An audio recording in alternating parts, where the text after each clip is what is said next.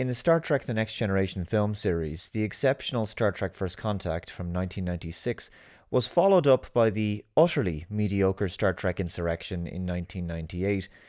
Rather than make another dark, high-octane action-adventure film with the fate of humanity hanging in the balance, the producers instead decided to go in a radically different direction.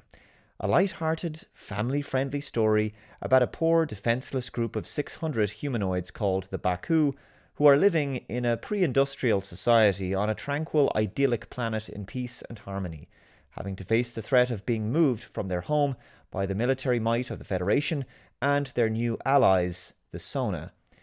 The Enterprise crew have to defy the orders of the Federation and prevent the forced relocation of the Baku. The reason the Baku planet is so important to the Federation is because it's essentially the site of a kind of fountain of youth. Some metaphasic radiation in the planet's rings helps to keep the Baku people young and immortal. In fact, some of them are 300 years old.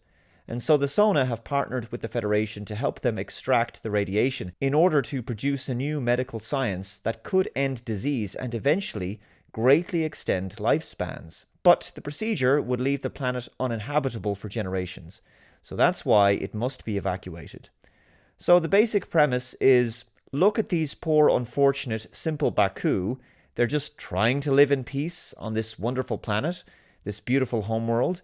How could anyone possibly think of moving them? What gives the Federation and the Sona the right to do such a terrible thing? The problem is that once you scratch beneath this extremely shallow, surface-level narrative, the entire story basically makes very little sense, and the arguments in defense of the Baku completely break down. First of all, the planet is in Federation space, which means it belongs to the Federation. This is very important. Many years ago, film reviewer Confused Matthew made a very interesting analogy when critiquing a major plot hole in this film, and it went something along the lines of the following. Imagine, if you will, that you own many acres of farmland, and you find out that some people have started trespassing on your property. They're squatting, they're living there without your consent, and they've now begun stealing all of your corn to feed themselves. Well, the property and all of the crops belong to you, so you are well within your rights to kick them off your land, especially when you want to feed way more people than just 600. Yes, there's only 600 Baku, and you want to feed, say, thousands of people. The Baku want to keep all the metaphasic radiation, which they don't own, all to themselves. How is that fair? That's incredibly selfish, especially when the Federation want to use the metaphasic radiation to improve the lives of billions of people. Secondly, the Baku are not indigenous to the planet. They came from a different planet and were once a highly advanced civilization with warp technology. This is also important as it completely undermines another aspect of the story and the central argument of the movie. The Federation, under their prime directive, has taken great steps to conceal their presence from the Baku, treating them like a primitive, simple people. They used invisible suits, holographic duck blinds. They intended to recreate the entire Baku village in a giant holodeck that has a cloaking device. But why did the Federation bother going to such lengths when A, they own the planet, and B, they knew the Baku were a warp-capable species? Why the deception? I mean, for heaven's sake, Admiral Dougherty even admits that the Prime Directive doesn't apply. Prime Directive doesn't apply. These people are not indigenous to this planet. They were never meant to be immortal. So why apply Prime Directive principles and protocols for a species that you know it doesn't apply to? Why treat them in the same way that they treated that group of proto-Vulcans in the episode Who Watches the Watchers? They were an actual primitive species, so the Prime Directive actually applied in that episode. The Baku didn't need to be lied to. Just beam down there and tell them that they have 6 months to pack their stuff and a suitable planet will be found for them. Finally, the argument that justifies the Federation's desire for moving the Baku is incredibly weak. In fact, when you think about it, the Baku are hardly the poor, unfortunate victims here. They are the ones trying to keep this life-giving metaphasic radiation all to themselves. But the Federation wants to use this substance to help billions of people. Whatever happened to the Star Trek philosophy of the needs of the many outweighing the needs of the few. It sounds to me like in this situation the Federation are the ones with the moral high ground, not the Baku. Okay, so how could the story presented in Star Trek Insurrection be drastically improved upon? Well, I don't think you'd have to change all that much, actually. I would begin the film in exactly the same way. I would also jettison the Sona from the story entirely. These stretchy-faced aliens are completely unnecessary, they're uninteresting, and their past relationship with the Baku and that whole twist about them being the same race, it really just falls completely flat. Secondly, let's make it so that the Baku planet is not in Federation space, and so the Federation have no territorial claim on it. That way the Federation are the invaders. They are legitimately trespassing. Let's also make it so that the Baku are a genuinely primitive people with no advanced technologies or knowledge of warp drive. I would also have made it so that the planet belongs to them. It's where they originated from. With all of these foundational backstory issues resolved, the Federation duck blind, the invisible isolation suits, and giant cloaked holoship all make perfect sense. Now, as I say, I would make it so that the opening scene where Data goes berserk and exposes the duck blind to the Baku plays basically exactly as it does in the original film. It's a strong opening and it works well. But as soon as this scene ends, I would have cut to the Enterprise leading a fleet of damaged Federation ships. Picard's log entry states that after a major battle with the Dominion, they're on their way for repairs and a debriefing at Deep Space Nine. This would have been much better. At least this way, the film would tie directly into the current events taking place in the Alpha Quadrant, i.e. the Dominion War, which was sadly only mentioned in passing in the film. So instead of having that pointless and unfunny scene on the Enterprise where Picard meets those aliens we have never seen before and will never see again, there could have been a scene in the Deep Space Nine wardroom where the Enterprise crew and a few members of the Deep Space Nine cast discuss where the most recent battle with the Dominion went wrong and assess how badly the war is going for the Federation. The mood could be tense and perhaps even heated, and this could have played into one of the central themes of the film, which I'll get to in a moment. Either way, the fans would have really appreciated this DS9 TNG crossover. Geordi would enter the room and inform Captain Picard that he's received a request from Admiral Dougherty in Sector 441 that Data has malfunctioned and that they require his schematics, just like in the original film. Picard is confused, he speaks to the Admiral, and the conversation goes pretty much as we saw it in the film. But this time, when Picard decides to defy Admiral Dougherty and go to the Baku planet, he requests permission from Captain Sisko if he can borrow Commander Worf, as Worf has experience with dealing with a malfunctioning Data from his past on the Enterprise D. Something like that.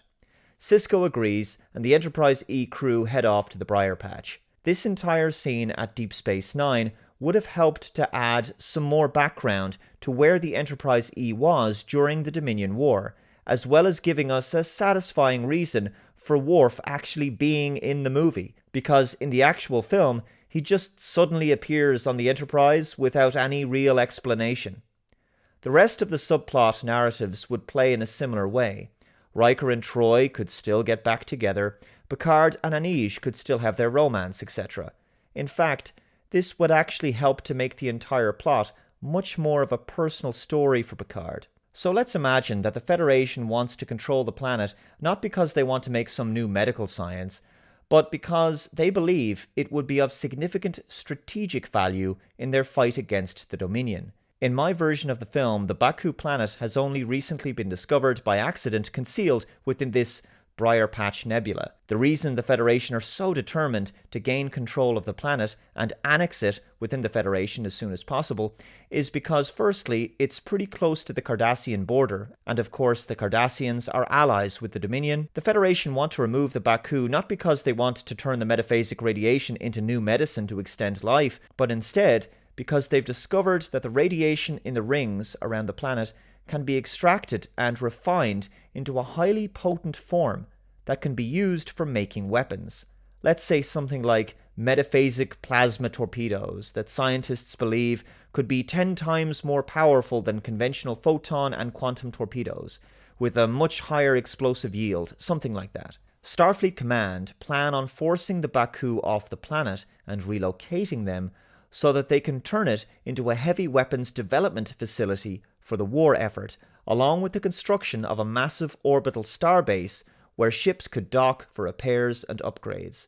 And because the Briar Patch is basically right on Cardassia's doorstep, it could be the perfect place to spring a heavily armed surprise attack that could turn the entire war in the Federation's favour.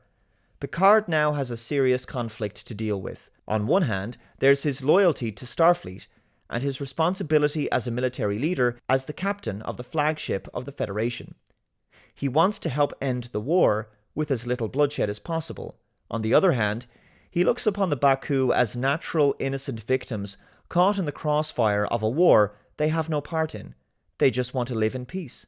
Starfleet has no jurisdiction in the Briar Patch because, in my version of events, the planet isn't even in Federation space. Moreover, Picard laments to Admiral Dougherty that planets like the Baku homeworld and the life those people are living down there are exactly what the Federation is fighting to protect. Has the Federation lost a sense of its own principles that it would choose to try to win the war at all costs, such that it sacrifices an innocent and vulnerable people and destroys their way of life? Has this devastating war not come at too high a price as it is? The Federation is, after all, trying to fight to protect the lives of innocent people against a hostile aggressor, the Dominion. And so the time that the Enterprise crew spend on the Baku planet with the Baku people could be about trying to help them rediscover what it is that they're supposed to be fighting for, a beautiful Earth-like planet where the people live freely and in peace. And so there's a nice conflict here between right and wrong and good and evil, war and peace, and light and dark. On one hand, there's the Baku using the metaphasic radiation as a life-extending, healing substance, and learning to develop an appreciation for all life, all living creatures, and developing a spiritual philosophy around that. On the other side, there's the Federation, who have lost sight of their humanity and wish to transform this wondrous substance into something that would be a total inversion, a source of death, a destroyer of worlds that would annihilate millions of people. Yes, Picard wants to win the war, but not at the expense of everything he believes in. If the Federation has to stoop so low to beat the Dominion that they would obliterate the Baku's way of life, tear them from their home, and rob them of the immortality that was a part of their very evolution, then are they truly any different? Are they truly less aggressive and less hostile and less dangerous than the Dominion they're trying to fight against? So Picard must defy Starfleet Command and Admiral Dougherty and prevent the relocation of the Baku in much the same way things played out in the original film. Of course, Commander Riker and the Enterprise E crew would instead be facing off against Federation ships during their battle in the Briar Patch rather than Sona vessels. But other than that, the changes I'm making are largely cosmetic, but would have resolved the various plot holes and logical issues of the story and also added significant philosophical depth at the same time. The film would conclude with Picard and co. having a renewed appreciation for the way of life they're ultimately trying to preserve and a reluctant departure from the Baku planet as they once again head back to the front lines of the Dominion War. So the changes I've made here are basically the addition of a scene at Deep Space Nine near the beginning, the removal of the Sona from the film entirely, and a few dialogue changes and expositionary lines here and there. Perhaps instead of playing the Sona leader, Roafo, F. Murray Abraham could have played a warmongering senior admiral working alongside Admiral Dougherty. I'm not saying my version of the film would have turned Star Trek Insurrection into a masterpiece or anything, but I think it would have been a vast improvement over the mediocre film that we received.